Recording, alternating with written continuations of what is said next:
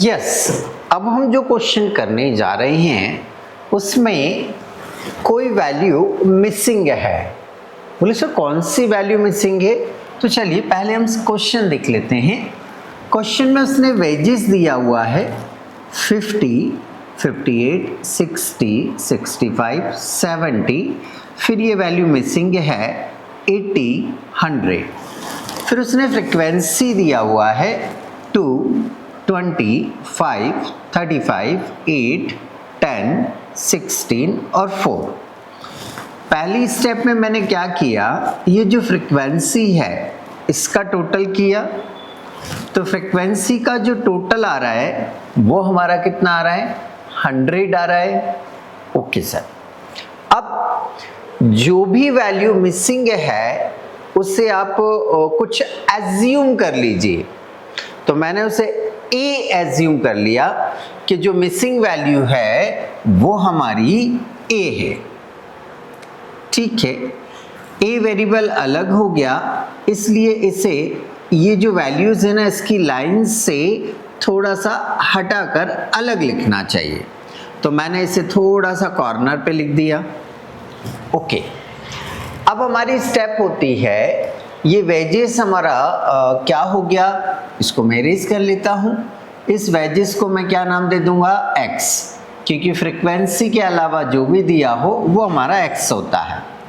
अब हमारे पास x है, हमारे पास f है, तो x और f को मल्टीप्लाई करेंगे। x मैंने पूरा एज इट इज नोट कर लिया, f भी मैंने पूरा एज इट इज नोट कर लिया। इसका और इसका मल्टीप्लाई करेंगे तो x into F x, f बराबर होगा आपका fx। 50 into 2 100, 58 into 20 1160, 60 into 5 300, 65 into 35 2275, 70 into 8 560, a into 10 is equal 10a। इस 10a को भी इन वैल्यूज की लाइन में ना लिखते हुए थोड़ा सा साइड में लिखें। 80 इंटू 16 1280, 100 इंटू 4 400। अब हमें क्या करना है, ये जो fx आया है इसकी टोटल लगानी है, ये जो fx आया है इसकी टोटल लगानी है। तो टोटल में थोड़ा ध्यान रखिएगा, यहाँ मिस्टेक होती है आपसे। ये जो वैल्यूज हैं इन्हें प्लस करेंगे 6075 आएगा। ये 10 को इस सीक्वेंस में प्लस नहीं करेंगे, इस 10a को इस सीक्वेंस में प्लस नहीं करेंगे, तो हमने इसको टोटल में इंक्लूड अभी नहीं किया। तो टोटल आ रहा है हमारा 6075 प्लस 10a अलग से प्लस करके लिखेंगे हम। ठीक है, तो इसमें मिस्टेक ये होती है कि आप क्या करते हैं, इस 10 को भी इसी में काउंट कर लेते हैं और वहाँ क्वेश्चन गलत हो जाता है। तो यहाँ मिस्टेक होने की प्रोबेबिलिटी है, आप ध्यान रखिएगा। ओके, देन हमने पहले भी बताया था यदि कोई वैल्यू मिसिंग है तो फिर ऐसी कंडीशन में मीन की वैल्यू वो दे के रखेगा। तो उसने मीन की वैल्यू दे के रखी है 68.25। ओके, फार्मूला अप्लाई करेंगे हम। फार्मूला होता है x bar is equal sigma fx upon में n। x बार मुझे दिया हुआ है, कितना दिया हुआ है? 68.25 बटे में कुछ नहीं, एक रख लिया, इक्वल का साइन लगाऊंगा। सिग्मा fx ये पूरा लिखूंगा 6075 plus 10a divided by n की वैल्यू मेरे पास 100 है, ये 100 है।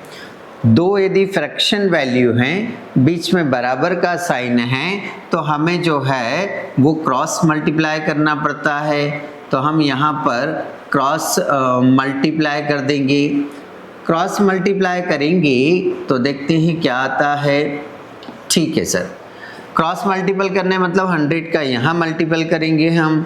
ठीक है सर, ये 100 से आप यहाँ मल्टीपल करेंगे तो ये हो जाएगा 6825। बराबर 1 से इस पूरे में मल्टीपल करेंगे तो वही का वही आएगा 6075 प्लस 10a। अब a को एक तरफ रख लो, वैल्यू को एक तरफ रख लो। ये वैल्यू यहाँ प्लस की है, जब मैं इसे इधर लाऊंगा तो माइनस की हो जाएगी। 6825 minus 6075 as equal 10a। Okay, इसमें से इसको लेस करेंगे तो चलिए लेस करते हैं हम। 6825 है, 6825 माइनस करना है 6075, कुछ 750 आ रहा है। ठीक है सर, ये लिखा आपने 750 बराबर 10a लिखा हमने। अब मुझे a की वैल्यू निकालनी है तो मुझे 10 को भी इक्वल के इस साइड भेजना पड़ेगा, तब जाकर a की वैल्यू निकलेगी। तो 10 और a के बीच में मल्टीप्लाई का साइन माना जाएगा, तो मल्टीप्लाई वाली जब वैल्यू इक्वल के इस साइड ट्रांसफर होगी तो वो डिवाइड में आती है। मतलब मुझे क्या करना है, 750 एज इट इज लिखना है, इक्वल एज इट इज लिखना है, a बिल्कुल एज इट इज लिखना है। अब क्या करना है, जो 10 यहाँ मल्टीप्लाई कर रहा है, जब वो अपना साइड चेंज करेगा तो वो डिवाइड करेगा।